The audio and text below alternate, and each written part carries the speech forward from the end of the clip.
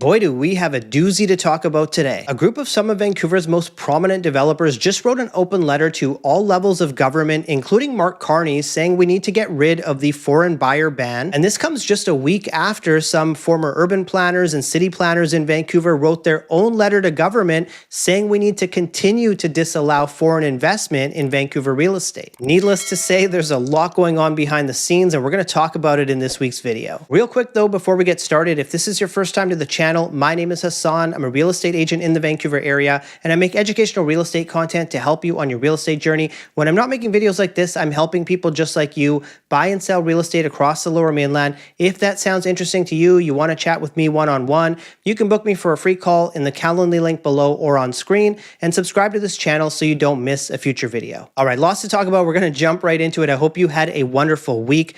Some of the city's most prominent developers, 26 or 27 of them, just wrote an open letter to all levels of government, both federally and provincially. So to Prime Minister Mark Carney, to Premier David Eby, to new Housing Minister Christine Boyle, to Ravi Kahlon, basically saying we need to get rid of the foreign buyer ban because we are running into, as you know if you follow this channel, we are running into a housing supply crisis, not necessarily today, but what's in the development pipeline for the next 2, 3, and 4 years. And so they wrote this letter, again, to all levels of government saying we need to get rid of the foreign buyer ban. Now, what's very interesting about this, like I mentioned off the top, is the timing of it coming just a week after essentially an opposite letter being written to all levels of government saying we need to continue to do what we're doing right now, and that we are starting to see home prices come down and there's going to be some pain,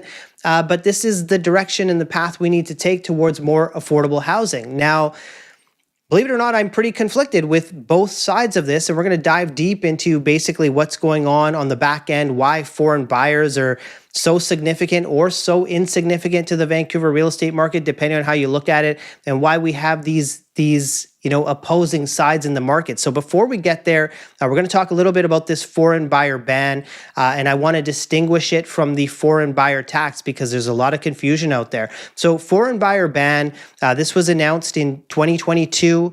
It was implemented as of January 1st, 2023. It was supposed to expire at the beginning of this year, but it got extended for another 2 years until January of 2027. And this foreign buyer ban basically says if you're a foreign buyer, you can't buy property across Canada. There are several exemptions and some loopholes in there for people to be able to purchase, but it's essentially saying, look, if you're a foreigner, if you're not a Canadian citizen, if you don't have your principal residency, minus again some additional exemptions, you're not able to buy real estate here in Canada. Now, I mentioned I want to differentiate this from the foreign buyer tax. So previous to this, back in 2016, 2017, BC announced a foreign buyer tax. At the time, it was 15% of the purchase price. Since then, it has increased to 16%. That is provincial. That's a provincial tax. It's separate from the foreign buyer ban. And it didn't go away when this foreign buyer ban came into place. So just keep that in mind. National, federal, foreign buyer ban. Provincial, for BC, you have the foreign buyer tax. Now, the developers, they write this letter, and there's some very prominent names on this list of developers. You had, West Bank, you had Amicon, you had Intracorp, you had several of the large name developers were basically involved in this letter and putting it forth again to Prime Minister and to the Premier. And so ultimately, there's already been a response to it. Nothing we've heard on the federal level, but the province came out almost immediately, the Premier, and he said, look, no matter what happens federally to the foreign buyer ban, the foreign buyer tax, which is provincial, that's not going anywhere. Like, we're not going back to the days of the wild, wild west. I'm paraphrasing. He said something along those lines saying, look, that foreign buyer tax is not going anywhere. Now, you might be wondering, why are developers pushing so hard for foreign buyers to be allowed back into the market? Now, if you followed my channel for a bit, you will know that developers are struggling right now. There's a lot of projects going into receivership. There are a lot of projects that are getting launched, but then they're not able to actually even put shovels in the ground and get rolling because they're not able to hit their pre-sale minimums. Now, how that looks essentially is a developer has to sell in pre-sale a certain percentage of units, often it's 60 to 70% of units, or they have to basically give the deposits back to the purchasers that actually purchased. And it's a huge expense for nothing, basically, if they don't hit that pre-sale minimum. Now, they used to have only 12 months to do it. Now, most of the time, depending on size of project, they have 18 months to do it. But they relied quite heavily on foreign buyers to hit that pre-sale minimum to allow them to push this project forward. And so, since we've had a lull in the market is down, no foreign buyers, costs are up. We've seen housing starts, drop off a cliff. So, the thing to keep in mind here is if you think about, housing supply crisis, you might be watching this thinking, what housing supply crisis? Everywhere I turn, there's a new news article or there's something on the news about a condo crisis, too much condo supply, we're oversupplied, prices are dropping. And, it's important for us to kind of step back and look at a longer term vision. And I think that's something that, doesn't quite happen at all levels of government, nationally and provincially, where we actually put a focus on where things might be 3 or 4 years from now versus today. And what the developers are saying is, look, we're not building right now. So the condo supply you see here right now, yeah, it exists and we're going to sell through it. But once that's gone, where are the rest? Where are the rest of the units going to come from? And so that's, essentially what the letter is saying. We need to remove the foreign buyer ban. Now, I should say, within this letter, they're not even suggesting we need to get rid of the foreign buyer ban entirely, but they're saying we need to look at doing something different, and we need to look at what Australia is doing. So Australia is a country that basically put in a foreign buyer ban. They realized it wasn't working as they wanted it to work. They made an adjustment and they said, look, for new construction, for pre-sales, we're going to allow foreign buyers to purchase. But for resale product, we're going to leave that to our nationals, for people that actually have the citizenship, have Australian citizenship. And so the Vancouver developers that wrote this letter, they're saying we should make an adjustment like that.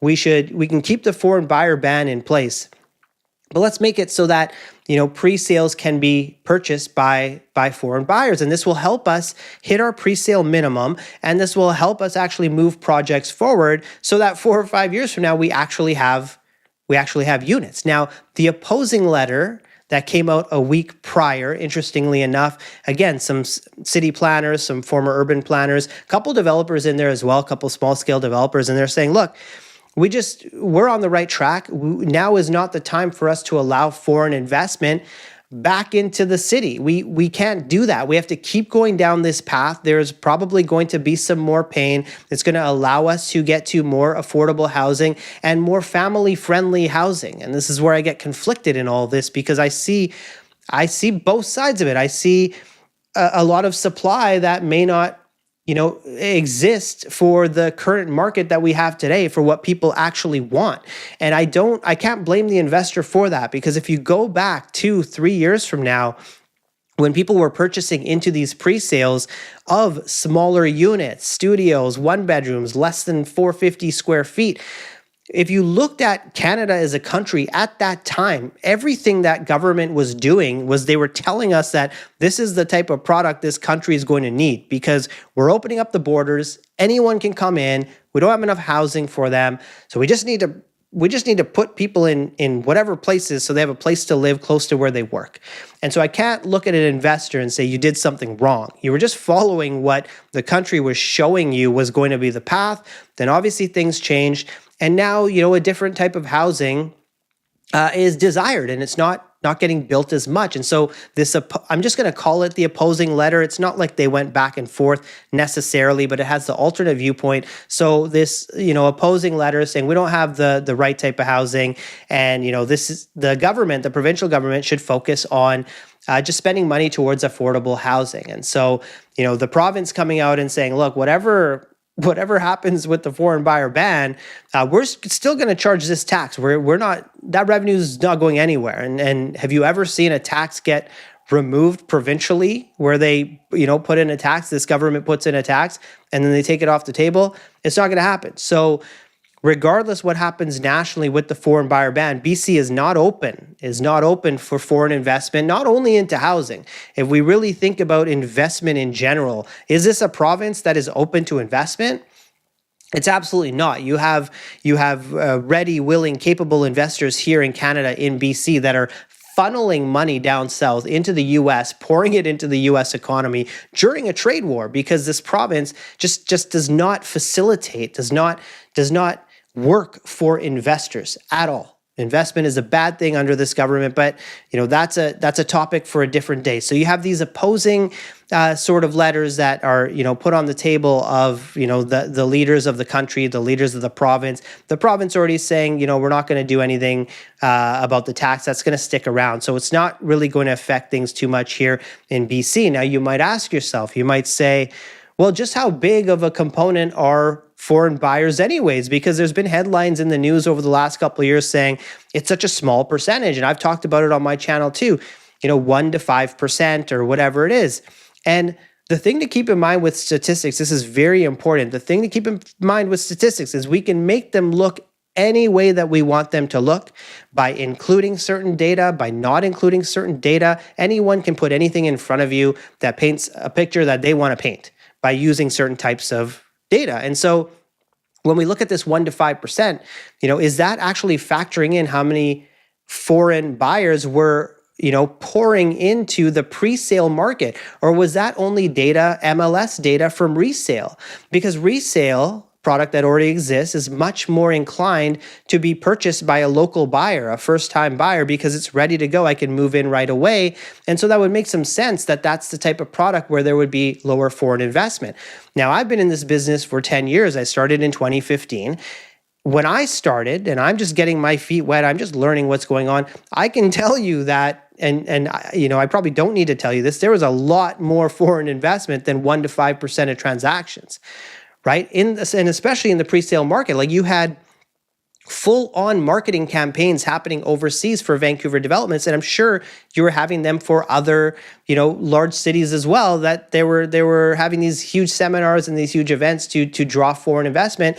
Again, I'm just starting. I'm learning. I'm watching all this hot market around me, and I'm seeing all this happen. But the data is only as good as they want the data to be. Right. And so, this foreign investment, there's no secret. This has been the driver of Vancouver real estate and Vancouver real estate prices over the last, let's say 10 to 13 years, probably even longer than that.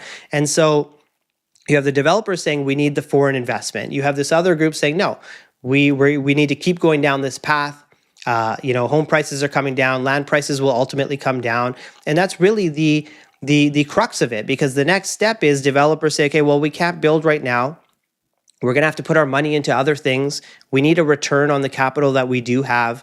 And so they're going to go down that road. And what ultimately ends up happening over a longer period of time is developmental land will start decreasing in value until it gets to a point where it starts to make sense again.